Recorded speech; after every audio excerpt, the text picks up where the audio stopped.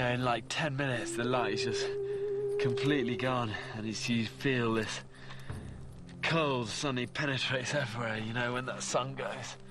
So this little baby, at the moment, is my saviour. And this little overhang here, here's all I've really got now, as shelter for the night, and it's not very nice.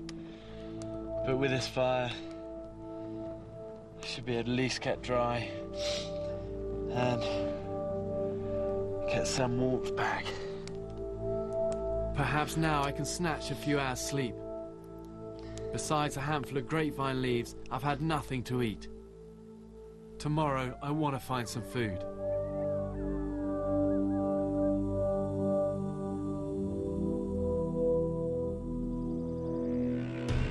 It's 5 o'clock in the morning, dawn in the Sierras, 400 miles of breathtaking mountains that run through California.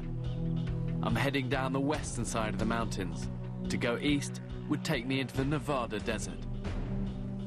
But first, breakfast. And like any true Englishman, I like a hot cup of tea. I've brewed this one with pine needles. At altitude, the body uses up far more liquid than at sea level, so I need to drink as much as possible. If you're lost and don't have a cup or a way to drink water, you can still use pine needles to get moisture. Normally you'll get dew on the leaves, and the sun's only been up under an hour, and already, you know, all of this is just like bone dry. I'm gonna grab a few of these and get some of the moisture out of these needles. Needles are a great source of moisture and retain an enormous amount of water. They're also a strong source of vitamin C, amazingly up to 8 times higher than orange juice. What I need now is something to eat, and I'm open to anything. I might find some grubs or little beetles in here. But look, it's just all so crumbly and dry, and there's just no sign. There's just no signs of anything here. No food available. I must get off this mountain as soon as I can. But I have to be careful to make sure I'm going the right way. I need to keep heading down and heading west. And that's the direction I'm going. And it's always so important to keep an eye on the direction you're heading. And there was actually a teenage Girl Scout who recently came out, lost her bearings, and she was lost for 2 days in the end. The Girl Scout, just 15 years old, was found near here. She had wandered for 10 miles in freezing winter temperatures before rescuers spotted her. You know, I know that the sun rose over there this morning in the east. I watched it come up. I need to be heading west, but I do need to head downhill where I stand a better chance of getting some food and getting some proper water. But my options are going to be limited, and I'm pretty sure the food I'm going to find won't be on any restaurant menu.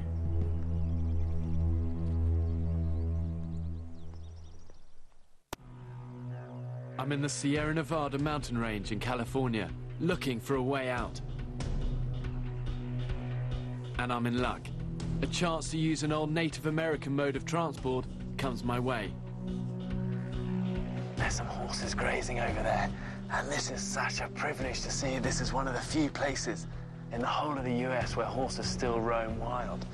They're probably loose horses that have broken free maybe from a ranch. But I'm just wondering whether I might ever be able to get close to one of the ones that's separated from the herd, and whether I'd ever be able to eventually ride it out of these mountains, which should just be so cool. This is a long shot, but I'm going to try it. The Native Americans made their ropes from willow branches. There's masses around, so I start to make one. Once I get to the end of this length of it, I can then just grab another one and thread that through and like splice it. And then just one more.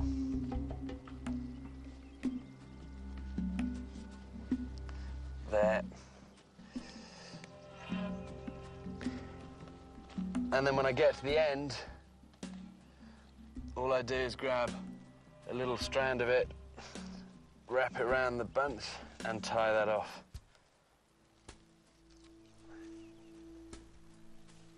Now for the big test. Okay.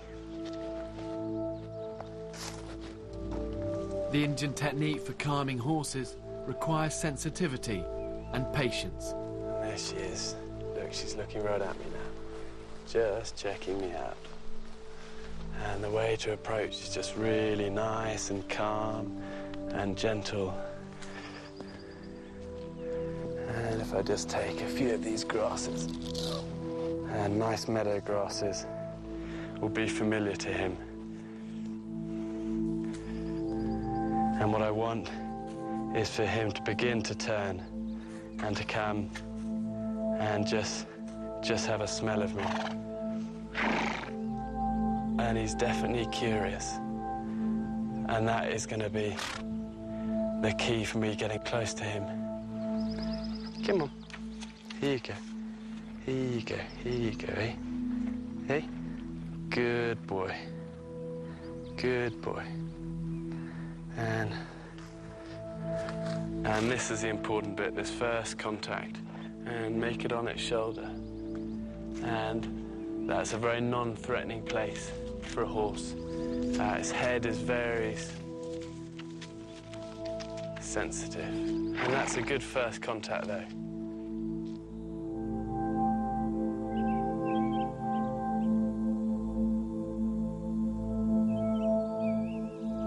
Just a nice touch, there we go, and his muscles just react. He hasn't felt a hand on him. Look at his tail going.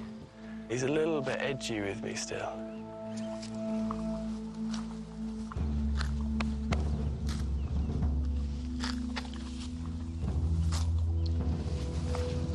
Here we go.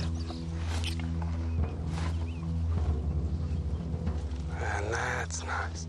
Nice and easy, eh? How's that? Okay, this is a big step for this horse. Good boy, here we go. Here we go. Here we go.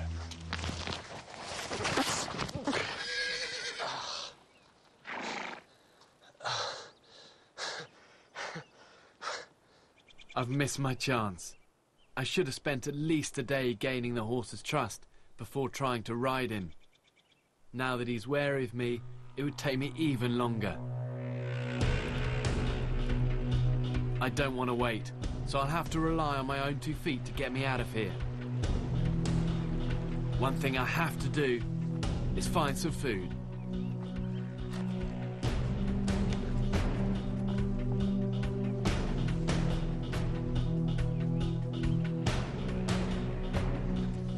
See if we can find these little water snakes. People are often scared of snakes, think they're nasty, aggressive, reptiles, but they're not. They're actually so shy. Here we go. These snakes often excrete a foul-smelling liquid to protect themselves against predators. But this predator is starving. That's his little mouth. And as long as I bite off the head, I should be able to eat the whole body of this.